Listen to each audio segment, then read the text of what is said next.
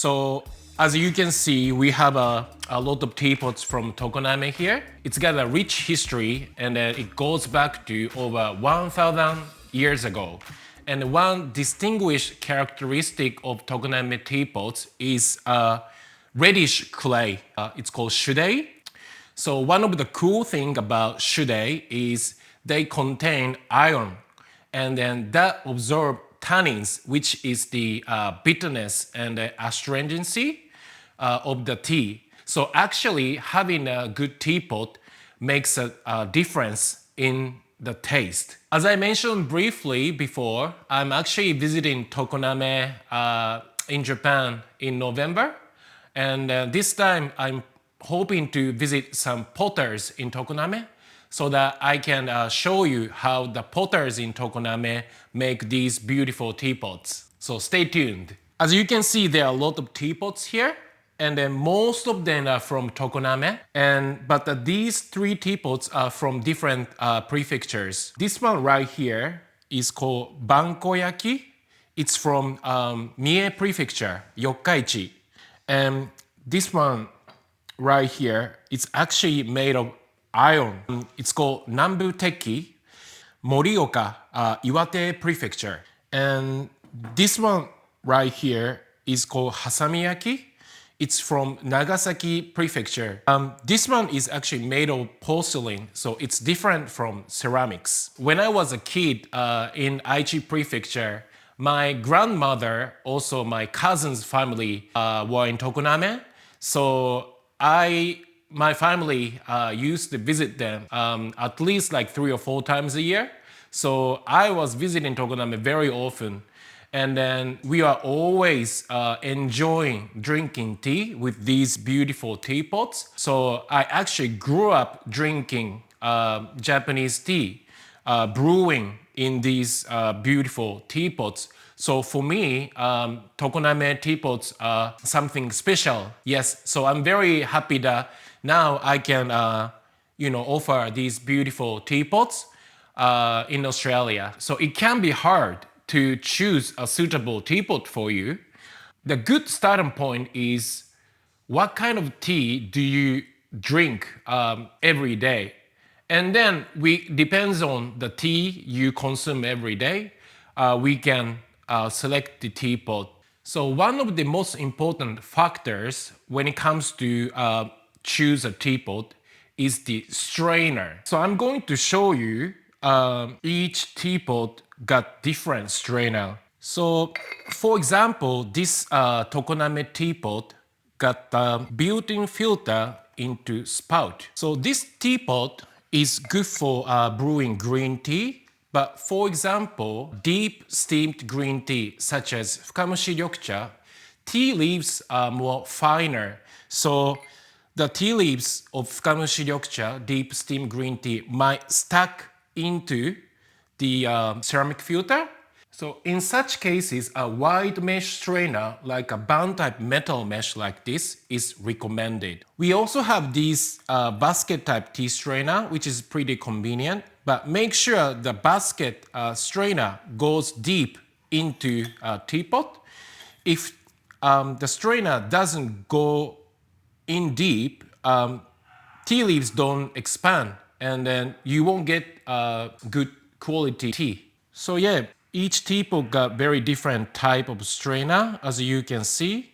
I'm just gonna show a couple more. So this is a ceramic built-in filter strainer. For the teas like gyokuro and a good quality green tea, which are brewed at a very low temperature, we use this specific teapot called hohin.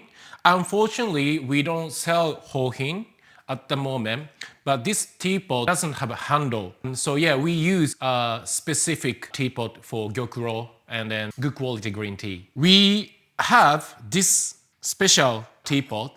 This is called shiboridashi.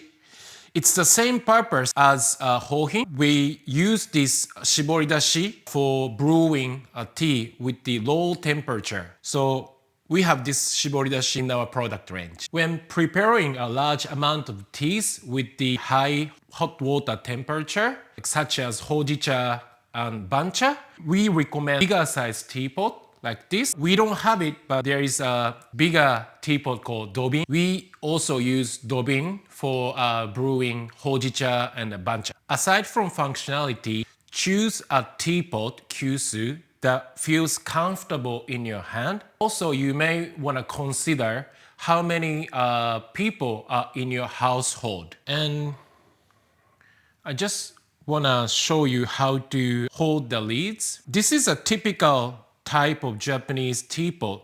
This is a handle. I often get to ask, what's this? This is a handle. And then when you hold this, you hold like this. And then you can hold the lid like this with 4 fingers. And then there's an air hole here.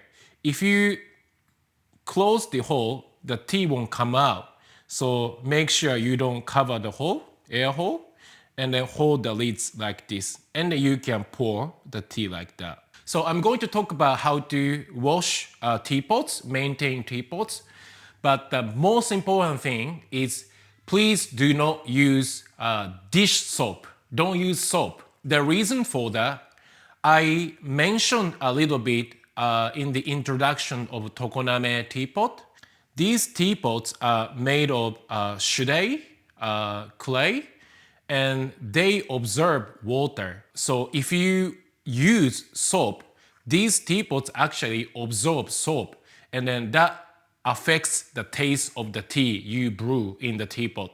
So please do not use soap. Just wash them with water and use hands and then some brush. This hasamiyaki teapot actually made of porcelain, so it doesn't absorb water. So yeah, technically you can wash them with soap. But this doesn't apply for ceramic teapots. So if you have ceramic teapots like Tokoname-yaki, please do not use soap. So now I'm gonna show you how to maintain your teapot. I just brewed green tea, and so the brewed tea is in here. And first of all, I'm going to wash these teas out into the filter. And you basically wash the teapot with hand. And if there are tea leaves stuck into the chakoshi strainer, you can use toothbrush to clean the filter. Yeah, it looks clean now, but I'm going to show you how to clean it. It's like this.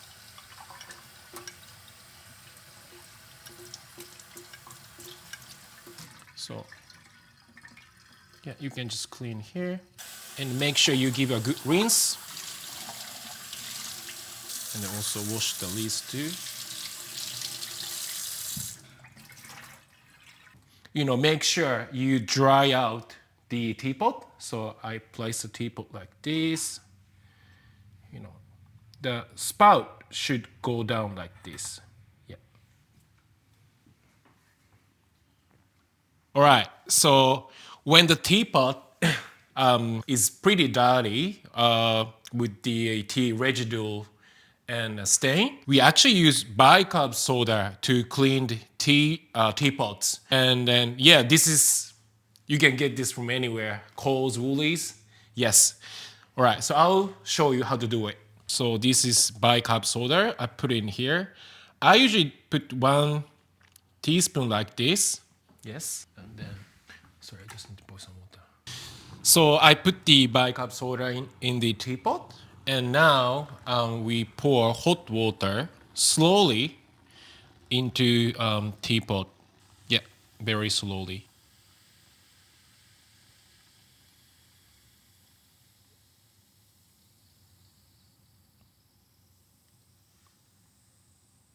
Yeah.